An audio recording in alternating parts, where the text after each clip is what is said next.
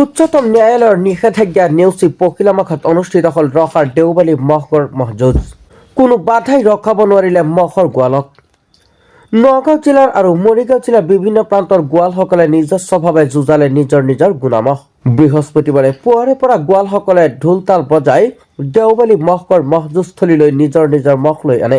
ৰখাৰ দেওবালীত কেইবাখালো গুণামহে এনেদৰে প্ৰচণ্ড যুঁজ দি শ শ দৰ্শকক আমোদ দিয়া পৰিলক্ষিত হয়। এয়াই যে মাঘ বিহুৰ মাদকতা। এফালে ন্যায়ালয়ৰ বাধা, আনফালে ঐতিহ্য আৰু পৰম্পৰা ৰক্ষাৰ প্ৰয়াস।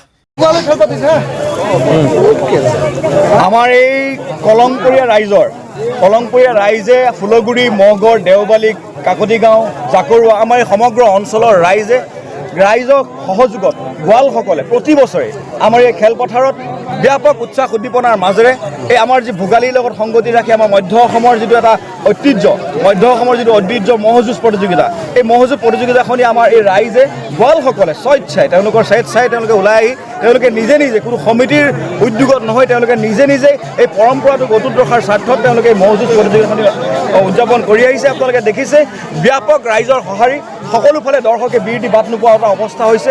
যথেষ্ট মহৰ সমাগম ঘটিছে। এনেকুৱা এটা উখল মাখল পৰিৱেশত এই ভোগালীৰ প্ৰথম দিনটোত আজি পহিলা মাঘৰ দিনটোত আমি আমাৰ এই দেওবালীৰ বাকৰিত আমাৰ এই মহযুঁজখনি উদযাপনৰ দিহা কৰি আহিছোঁ।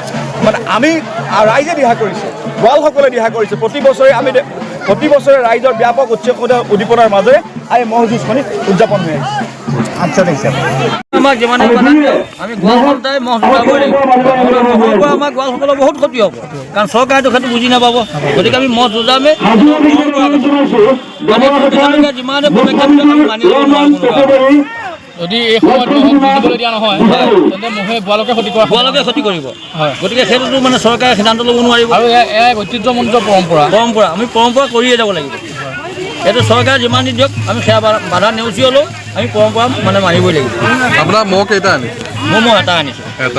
যুঁজালে নেকি? নাই, যুঁজাম আৰু উচ্চতম ন্যায়ালয়ে বাৰে বাধা আৰোপ কৰে।